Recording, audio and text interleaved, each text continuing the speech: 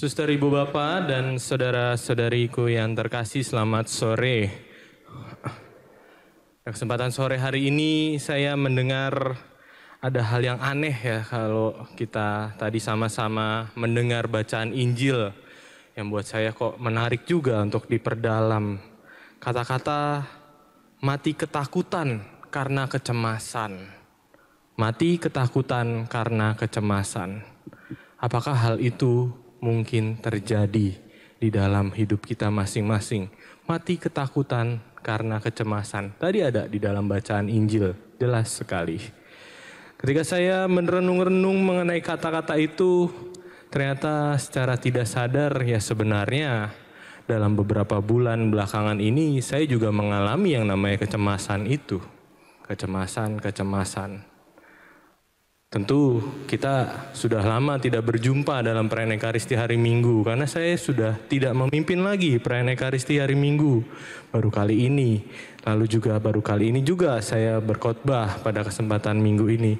Kalau sebelum-sebelumnya kan saya tidak bertugas sama sekali, hanya sesekali atau 2 kali saya ikut serta saja.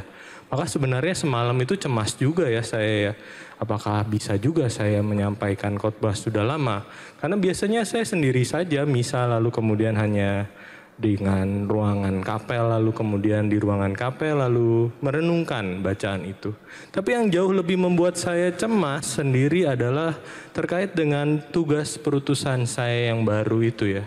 Sejak bulan Mei saya diminta untuk mempersiapkan diri untuk studi teologi di Austria. Dan sialnya persiapannya itu tidak terlalu bagus juga gitu ya, Karena apa? Karena rencananya saya itu mestinya udah sampai di sana pada bulan September lalu gitu loh. Ya menurut pihak sana dari yang memberi beasiswa saya mestinya udah berada di sana bulan September. Tapi sampai dengan mau Desember ini saya belum berangkat juga gitu kan. Maka ada suatu kendala juga di sini ya, yakni dalam pengurusan dokumen keberangkatan. Dan itu membuat saya cemas, jangan-jangan nanti beasiswanya ditarik dan lain sebagainya. Lalu bagaimana yang dipikirkan keuskupan dan lain sebagainya.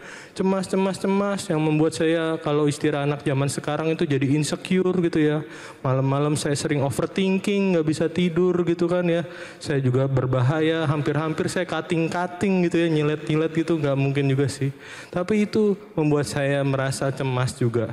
Dan di situ yang saya lihat kegagalan saya untuk membuat visa itu ya, jadinya nggak bisa berangkat terus menerus. Yang saya lihat itu saja. Makanya kalau ditanya sama orang, Romo kapan berangkatnya? Saya selalu menjawabnya akhir ya. Dulu saya bilang ya akhir September gitu ya, akhir September. September berlalu ya saya bilang akhir Oktober gitu ya.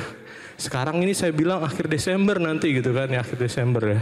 Nanti kalau bulan Januari kita masih ketemu lagi, saya akan mengatakan kalau ditanya, Romo kapan berangkatnya? Akhir hidup saya baru berangkat kayaknya. Karena nggak berangkat ya. Karena tiba-tiba ketika urusan visanya udah enak, tiba-tiba Austrianya lockdown, coronanya melonjak lagi ya. Lalu kemudian menjadi bahaya ke sana. Sehingga harus terus-menerus tertunda keberangkatannya. Tapi tidak apa-apa. Di dalam hal ini saya malah berfokus hanya kepada satu persiapan saja, yakni persiapan dokumen keberangkatan ini. Dan itu membuat saya cemas terus-menerus. Padahal kalau dalam persiapan studi itu kan gak cuma itu saja. Ada persiapan-persiapan lain yang mesti saya lakukan juga. Yakni saya mesti mempersiapkan diri untuk terbiasa lagi dengan belajar. Dan itu gak saya lihat. Padahal saya mempersiapkan juga dengan baik. Saya mempersiapkan diri untuk menggunakan bahasa asing yang akan digunakan di sana. Dan itu yang tidak saya lihat sama sekali. Jangan-jangan mati ketakutan karena kecemasan itu semua seperti itu. Jadi seperti hidup yang indah ini yang bisa kita syukuri di dalam perjalanan hidup kita dengan berbagai pengalaman hidup kita. Tapi kita nggak melihatnya sama sekali. Dan yang kita lihat mungkin hanya kesalahan-kesalahan, hal-hal buruk yang kita dapatkan, hasil-hasil negatif yang kita terima. Dan yang menyebabkan kita semakin lama semakin merasa cemas, khawatir, takut. Dan disitulah kita mati. Jadinya tidak berkembang sama sekali, tidak memiliki rasa syukur, dan tidak memiliki kedekatan dengan Tuhan. Sama halnya dengan saya hanya melihat dalam pengurusan visa saja. Padahal sebenarnya dalam persiapan studi yang lainnya, ya saya berjalan dengan baik juga. Persiapan bahasa, persiapan untuk belajar, kebiasaan belajar ya berjalan dengan cukup baik. Dan itu yang mestinya juga saya syukuri di dalam perjalanan saya persiapan studi ini. Lantas bagaimana sebenarnya supaya kita terhindar dari mati ketakutan karena kecemasan ini? Mati karena kecemasan atau kita bisa terhindar dari kecemasan.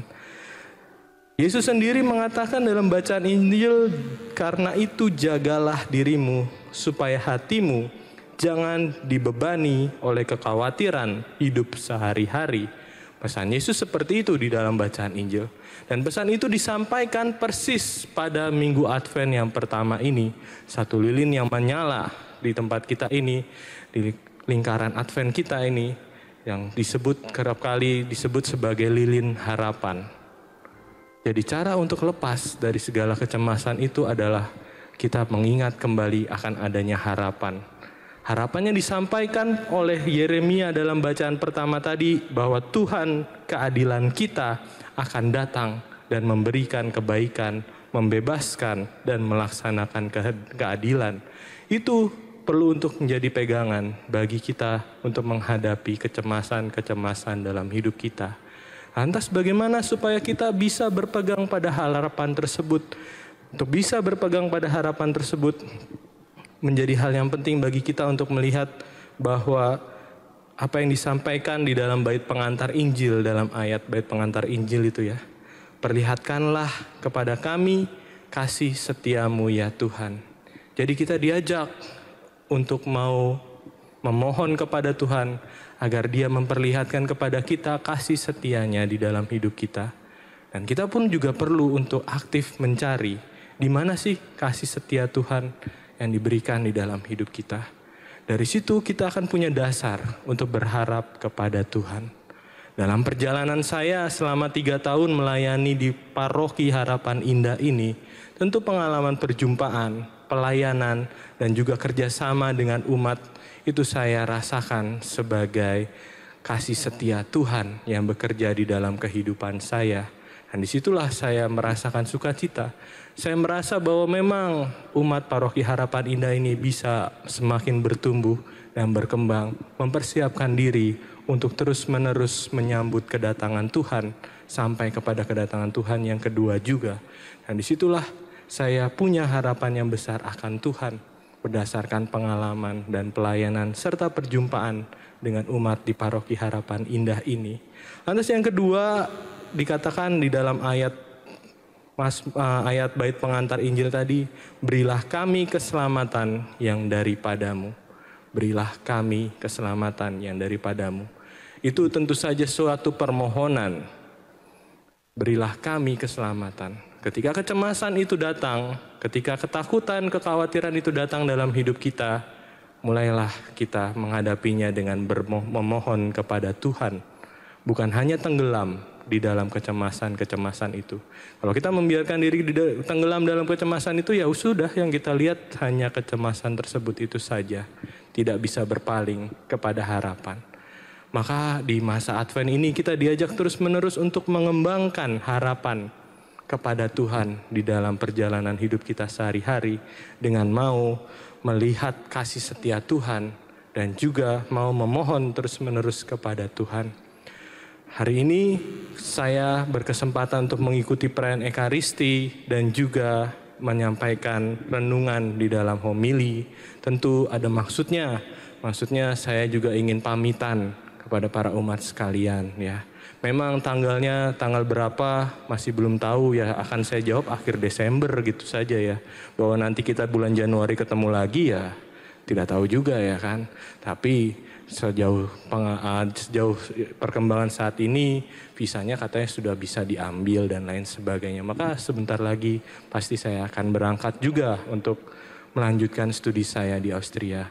Saya sungguh bersyukur atas pengalaman kebersamaan kita antara saya dengan para umat di Paroki Harapan Indah ini. Dan saya bersyukur karena sampai dengan saat ini selama 3 tahun saya masih menjadi seorang imam. dan masih bisa melayani di paroki ini juga. Terima kasih kepada kerjasamanya dan juga penerimaan yang sangat luar biasa dari Paroki Harapan Indah ini. Lantas saya juga meminta maaf bila-bila ada yang merasa disakiti, merasa kurang nyaman dalam pelayanan gitu ya. Atau jangan-jangan merasa tersinggung secara verbally abuse gitu ya. Atau secara physical abuse. Atau secara mental ya, mentally abuse ya. Ini saya Romo atau abuser sebenarnya ya, kita harus bertanya juga. Saya meminta maaf bila terjadi seperti itu. Dan bersama-sama kita bertekun di dalam harapan bahwa nanti kita pasti ketemu lagi di dalam kondisi yang jauh lebih baik, di dalam kebersamaan kita, di dalam iman kita akan Yesus Kristus. Maka mari Ibu Bapak, Saudara-saudari yang terkasih, mari kita bersama-sama berjuang di masa Advent ini untuk memperbesar harapan kita akan Tuhan, sehingga nanti kita bisa menyambut kedatangan Tuhan di dalam kehidupan kita. Kemuliaan kepada Bapa dan Putra dan Roh Kudus. Pada permulaan, sekarang, selalu, dan sepanjang segala abad.